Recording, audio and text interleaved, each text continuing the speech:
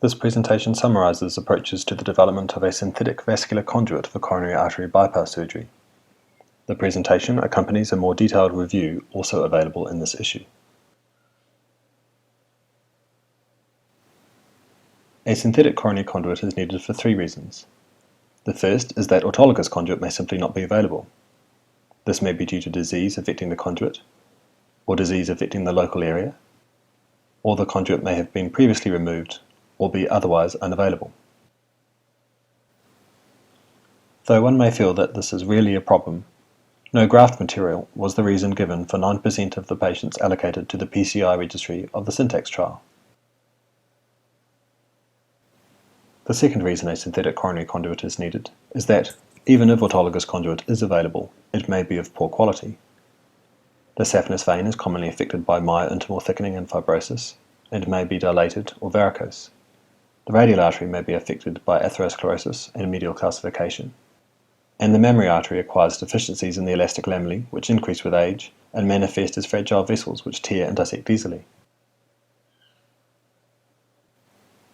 The third reason for a synthetic coronary conduit is simply to avoid the disadvantages inherent in the harvest of autologous conduit. These include time, expense, personnel, and complications including infection, wound breakdown, local nerve damage, and pain. Autologous conduits provide the benchmark for conduit patency, with the best results seen for the internal mammary artery, radial artery, and saphenous vein, though other autologous conduits are also available.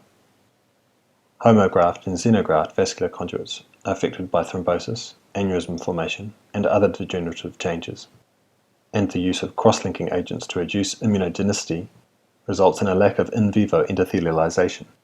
Despite the successful application of cryopreserved arterial homografts as large diameter conduits, such as the aorta, the use of small diameter homografts and xenografts as coronary artery bypass conduits has been unsuccessful. Approaches have included cryopreserved human saphenous vein, glutaraldehyde cross-linked human umbilical vein, and glutaraldehyde cross-linked bovine internal mammary artery.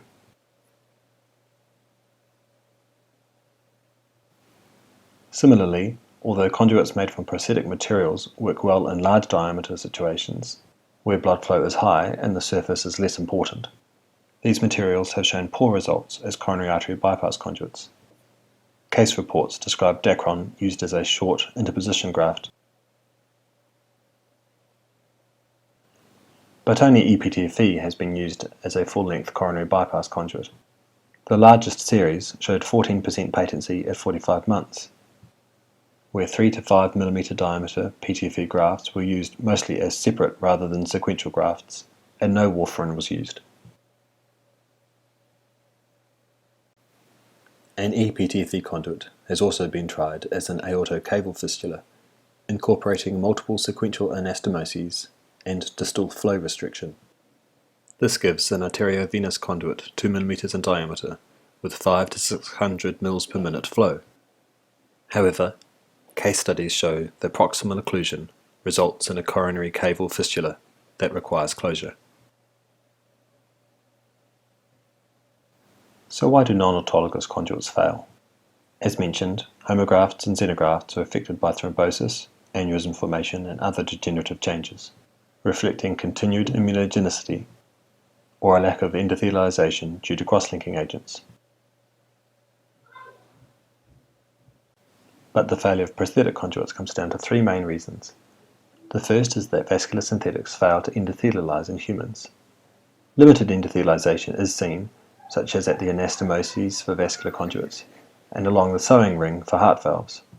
But the majority of the conduit fails to endothelialize even after long-term implantation, becoming covered instead by a layer of fibrin and collagen. This is true for small diameter grafts, but also large diameter aortic interposition grafts using Dacron. As a result, these conduits remain thrombogenic, especially EPTFE, whose surface mostly consists of air at the time of implantation. The lower the blood flow through the conduit, the more important surface thrombogenicity becomes.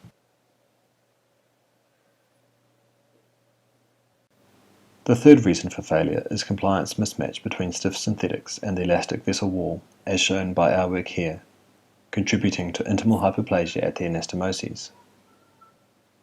This graph shows the effect of distending pressure on the diameter of the conduit compared to the initial diameter at 0 mm mercury. You can see the minimal increase in diameter seen with prosthetic materials, while autologous conduits demonstrate compliance, with the mammary artery in particular showing compliance in the arterial pressure range.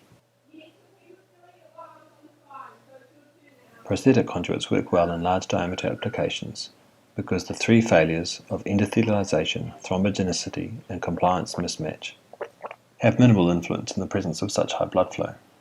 However, conduits below 6 mm in diameter are much more strongly affected by these failures, reflected in their poor patency results.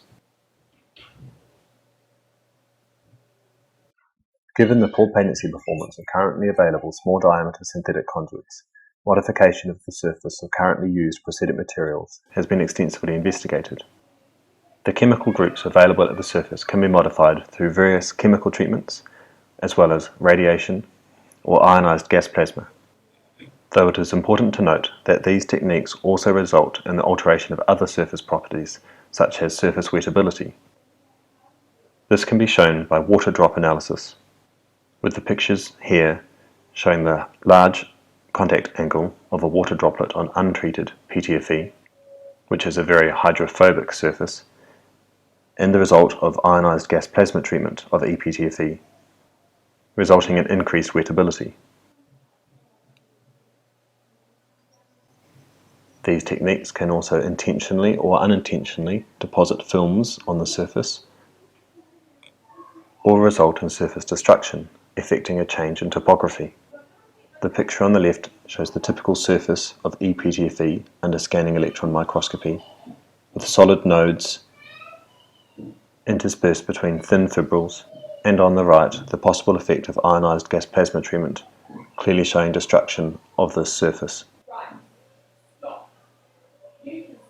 A new surface coating may be achieved on the prosthetic material, with one example being the deposition of elements from the gaseous phase of gas plasma, though treatments such as gas plasma can also be used to achieve reactive groups at the surface, enabling covalent attachment of other compounds with the aim of improving surface biocompatibility. Anticoagulant compounds have been extensively investigated, particularly heparin, as it is a well-known and extensively used anticoagulant, and has also been shown to inhibit vascular smooth muscle cells. It is important to achieve both permanent covalent attachment and also to preserve the biological activity of surface-attached compounds. W. L. Gore have recently developed a heparin-coated small-diameter ePTFE conduit showing covalent attachment as well as preserved biological activity, with clinical studies confirming improved patency performance. Surface modification alone, however, does not change the mechanical properties of the conduit, such as compliance or the availability of tissue ingrowth. Therefore, new prosthetic materials have been developed, with polyurethanes a particular area of interest due to their improved compliance and the number of different ways that polyurethanes can be synthesized. Some polyurethanes have even been investigated as coronary artery bypass conduits, although the results of these investigations are often not available. For instance, Thoratec developed the Vectra vascular access graft and also the Aria coronary artery bypass graft. This polyurea urethane comprised a solid middle layer for hemostasis, porous inner and outer layers for tissue incorporation, and an external polyester fiber for reinforcement. A published report in 2000 describes implantation for compassionate use in 27 patients, though no further reports are available.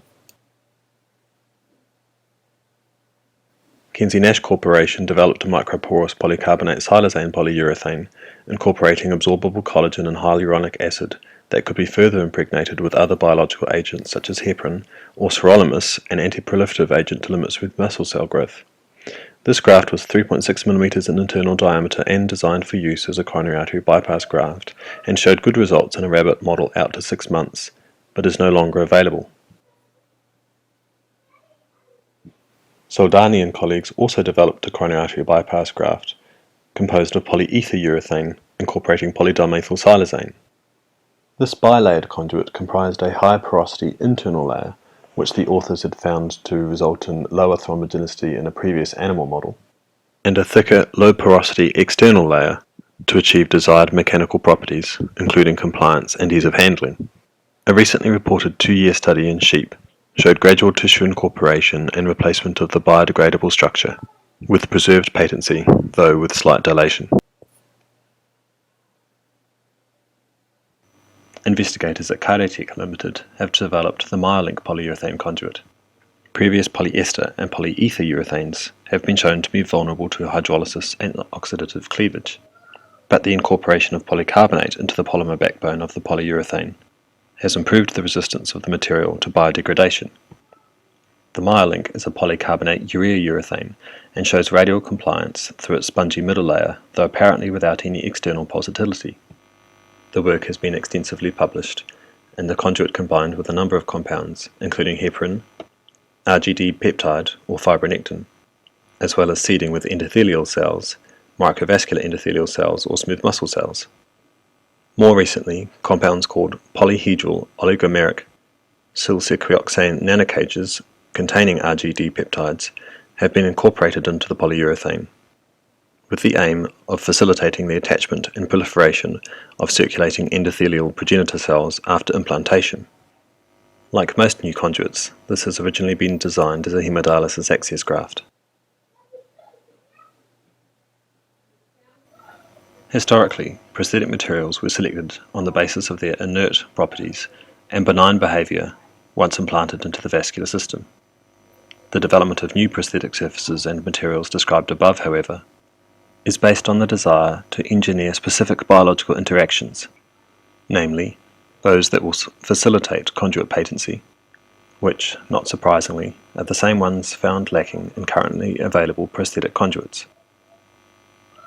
The ideal surface coating would exhibit low thrombogenicity, superior endothelialization, and inhibit vascular smooth muscle cell proliferation and migration, which is the basis for anastomotic intimal hyperplasia. Subendothelial biological compounds have therefore been closely examined to determine which of these exhibit these ideal properties and can therefore be utilized as a surface coating to mimic vascular biological systems. A large number of biomolecules have been attempted as surface coatings, with variable results, as mentioned in the review article included in this issue.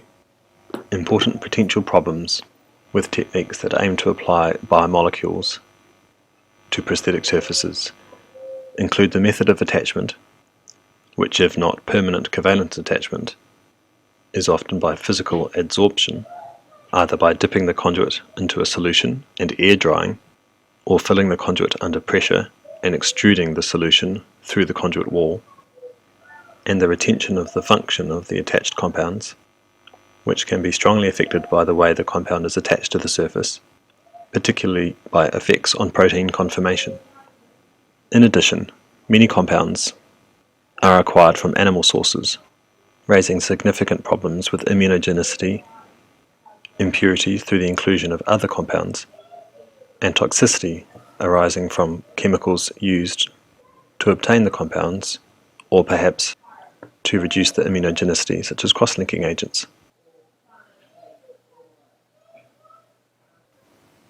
Extracellular matrix proteins can be used as surface coatings on prosthetic materials, but an ideal conduit would be devoid of prosthetic polymers, avoiding problems with infection and giving the potential for growth and vasoreactivity.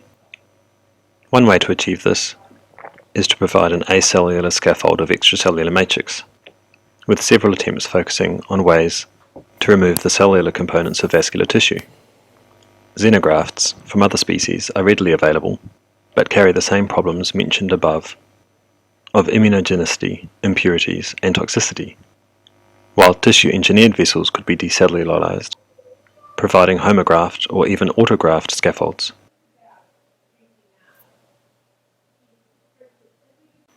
To avoid problems with decellularization, tubular scaffolds can be manufactured using extracellular matrix proteins or other compounds.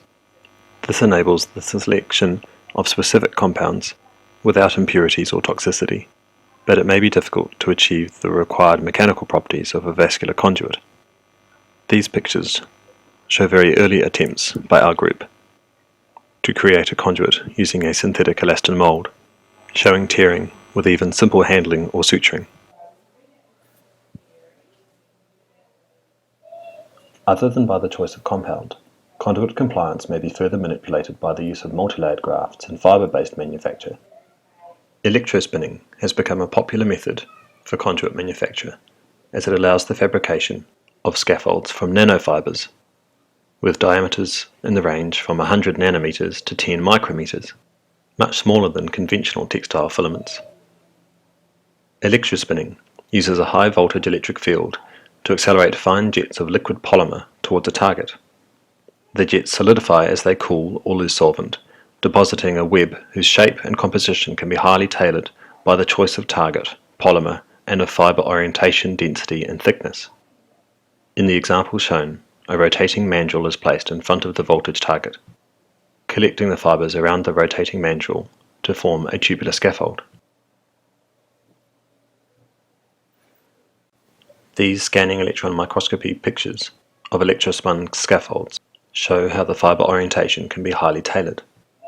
In addition to effects on the mechanical properties of the conduit, the biological response to electrospun scaffolds is also influenced by fiber composition and also by size and alignment of the fibers. Previous studies have shown that the cellular incorporation of electrospun scaffolds, comprising fibers of non-biological compounds, has been enhanced by coating the fibers with biological coatings including fibrin and collagen. The use of biomolecules in the construction of electrospun nanofibers has similarly resulted not only in a change in mechanical properties, but enhanced biological integration due to mimicry of the native extracellular biological environment.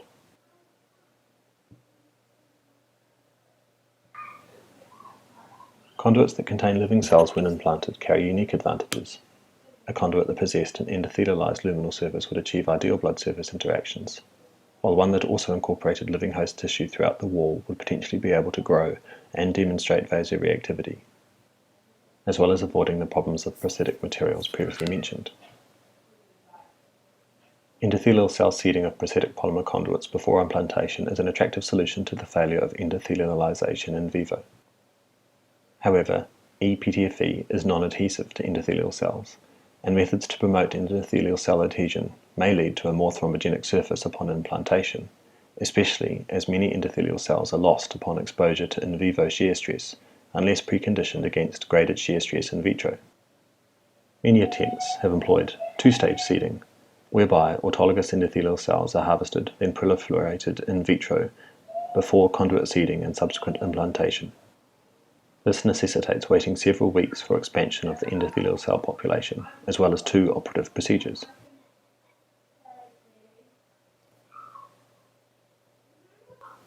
Other problems include the finding that endothelial cell function, such as the ability to proliferate and migrate, declines with age, and may be altered in response to injury by manipulation and exposure to a non-physiologic environment, and the biomaterial substrate may further influence endothelial cell phenotype through influences such as mechanical cues and the availability of extracellular matrix contacts in the pericellular environment. Attempted solutions include genetically modified endothelial cells and the use of stem cells as an alternative endothelial cell source, particularly for single-stage seeding without an in vitro proliferation step. Despite these limitations, endothelial cell-seeded ePTFE grafts have successfully been applied in humans as an infrainguinal bypass graft with peripheral vascular disease affected patients, and endothelial cell-seeded ePTFE has been used for coronary artery bypass surgery in a small number of patients, with a case report demonstrating patency after 9 years. However, the time and expense needed to create endothelial cell-seeded prostheses remain important limiting factors. A conduit incorporating cellular tissue throughout the wall may be achieved in a number of ways. One of these is to surgically implant a polymer rod or mandrel with or without a supporting dacron mesh, and wait for the host response of tissue incorporation to occur. These have been investigated as a subcutaneous, peritoneal, or submuscular implant. However, when taken from xenograft sources, the cellular construct must be treated with cross-linking agents such as glutaraldehyde to reduce immunogenicity, therefore destroying any living cellular component.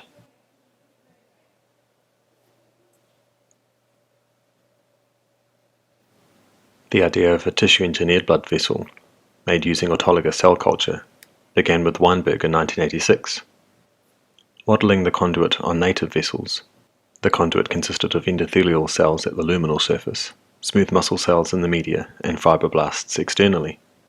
However, in the absence of appropriate pericellular stimuli, including mechanical cues, the conduit exhibited poor smooth muscle cell and collagen density, a lack of elastin and circumferentially orientated medial smooth muscle cells, and as a consequence, poor radial strength, requiring a Dacron mesh support.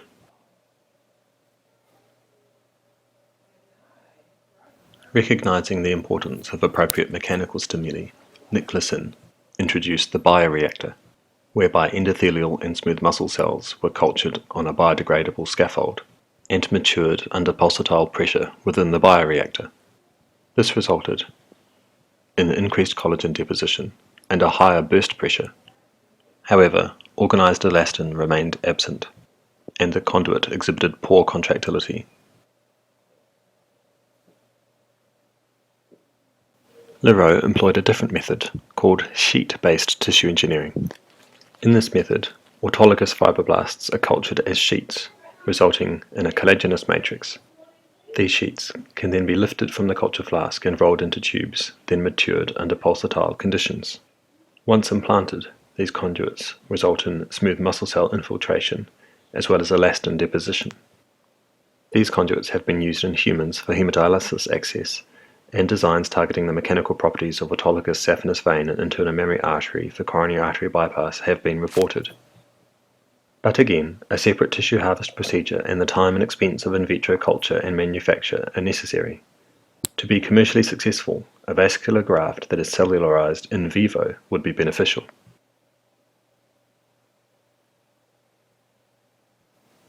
Though not yet in use for coronary artery bypass surgery, tissue-engineered blood vessels constructed using autologous cell culture are in limited human use currently for pediatric reconstruction, where the advantage of a capacity for growth is particularly important. 10-year results have recently been reported for tissue-engineered extracardiac cavopulmonary conduits used for children with single ventricle physiology and implanted in children with a median age of 5.5 years. These conduits comprise a biodegradable scaffold seeded with mononuclear autologous bone marrow cells, harvested at the beginning of the operation and cultured on the scaffold for only 2 hours. 10-year results show no aneurysm, rupture, or infection, a low rate of thrombus formation successfully treated with warfarin, and the commonest problem being conduit stenosis, all successfully treated with angioplasty. Also in pediatrics, a tissue-engineered valved conduit has been made using autologous cell culture and is in limited use in humans for right ventricular outflow tract reconstruction at the Ross operation. To make this, a commercially available pulmonary artery allograft is decellularized, resulting in an extracellular matrix scaffold of collagen and elastin. This is then seeded with autologous vascular endothelial cells and cultured for 2 weeks before implantation at the Ross procedure. 10-year results have recently been reported, showing no calcification or infection of the construct, and no valvular stenosis or regurgitation.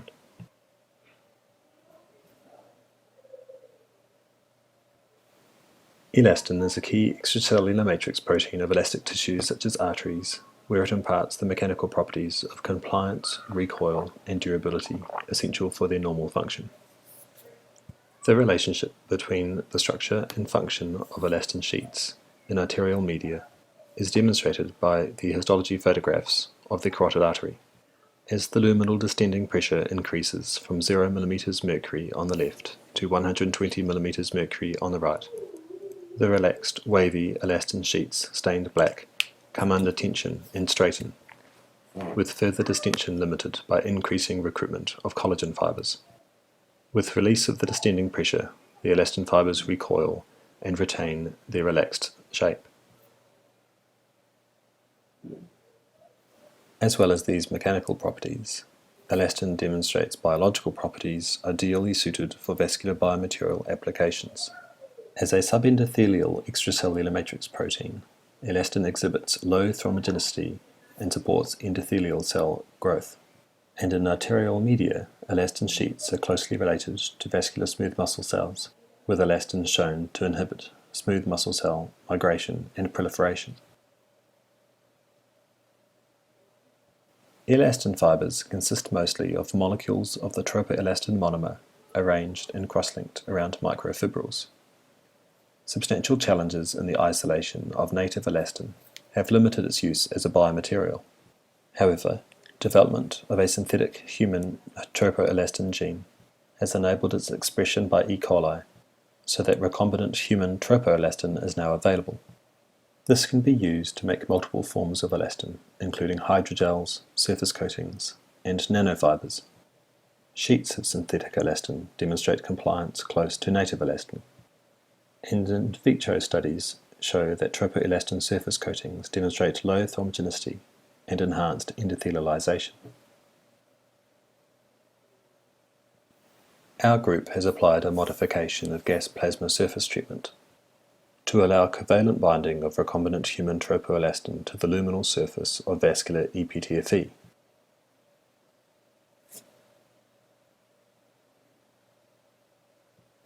This tropoelastin-coated conduit also demonstrates low thrombogenicity and increased endothelialization in vitro, and in a sheep carotid artery interposition model, coated conduits demonstrated enhanced endothelialization of the mid-graft and greatly reduced narrowing by intimal hyperplasia at the anastomoses.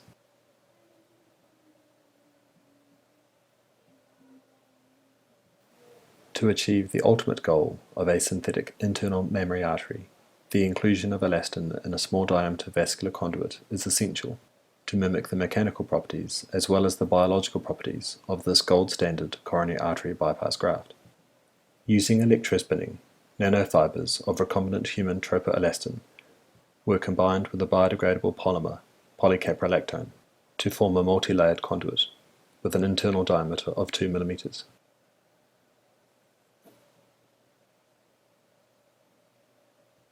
After extensive development, a conduit was developed which truly mimicked the physical form of currently available arterial conduits.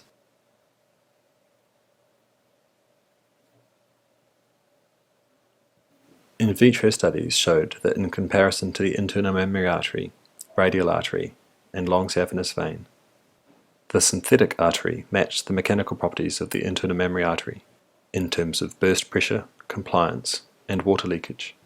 Furthermore, the luminal surface was shown to exhibit low thrombogenicity and to support endothelialization, and a pilot carotid artery interposition model in rabbits showed stable mechanical properties over 1 month of implantation.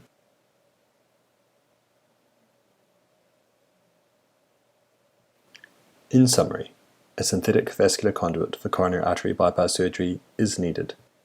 Current small diameter prosthetic conduits, namely EPTFE, show poor biocompatibility, evidenced by thrombogenicity, a lack of endothelialization, and compliance mismatch associated with intimal hyperplasia at the anastomoses.